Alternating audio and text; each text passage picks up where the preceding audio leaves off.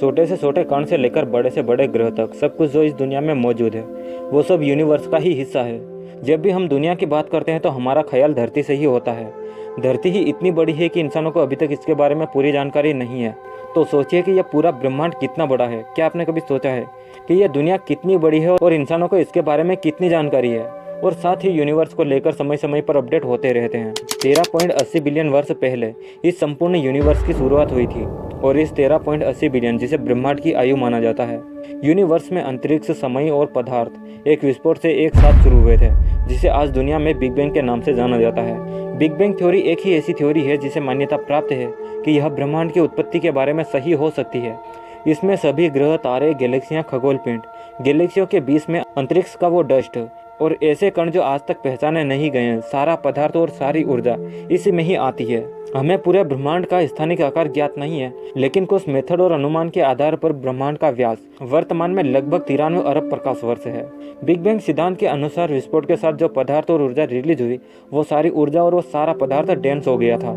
अपने शुरुआती विस्तार के बाद ब्रह्मांड इतना ठंडा हो गया कि जिससे पहले तो सब एटॉमिक्स और बाद में एटॉम्स बनने लगे और धीरे धीरे डार्क मैटर इकट्ठा होना शुरू हो गया था, जिससे गुरुत्वाकर्षण के प्रभाव में अलग अलग तरह की आकृतियां जैसी संरचना बन गई थी। ये एलिमेंट हाइड्रोजन, कुछ हीलियम और लिथियम के साथ और बाद में गुरुत्वाकर्षण, हाइड्रोजन और हीलियम के बादल धीरे धीरे उन जगहों की ओर खींचे चले गए जहां डार्क मैटर सबसे अधिक डेंस था, जिससे पहली आकाशगंगाएं, तारे और आज दिखाई देने वाली हर एक चीज का निर्माण हुआ।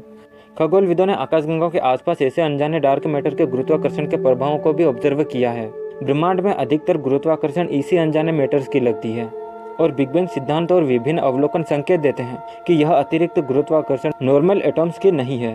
डार्क मैटर के बारे में 1933 में फ्रिट्ज ज्विकी ने इस कॉन्सेप्ट को दुनिया के सामने लाया था। वे हमारे सबसे पास वाले गैलेक्सी क्लस्टर पर रिसर्च कर रहे थे, लेकिन ज्विकी जिस समूह पर शोध कर रहे थे तभी उन्होंने देखा कि कुछ आकाशगंगाएं आमतौर पर चलने वाले विजिबल मास जैसे तारे, धूल, चंद्रमा से बहुत तेज गति से चल रहे थे।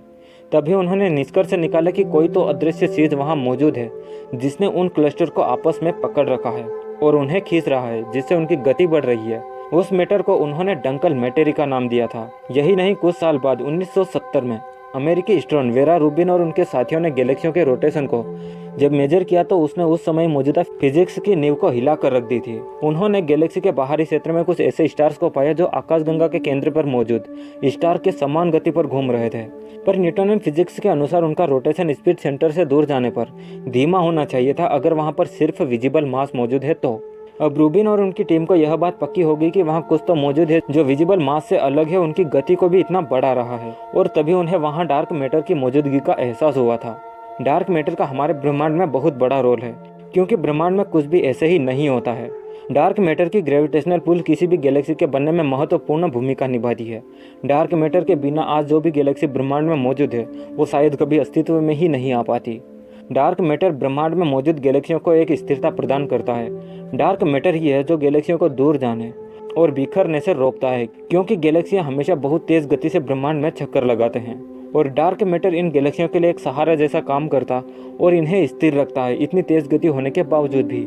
यानी ब्रह्मांड का जन्म करीब 13.80 अरब वर्ष पहले हुआ तो उस समय सिर्फ नॉर्मल मैटर ही क्रिएट नहीं हुआ था, बल्कि उस समय डार्क मैटर और डार्क एनर्जी का भी जन्म हुआ था, और तब से लेकर आज तक ब्रह्मांड का विस्तार ही हो रहा है। अभी तक यूनिवर्स लगभग 93 अरब प्रकाश वर्ष में फैल चुका है।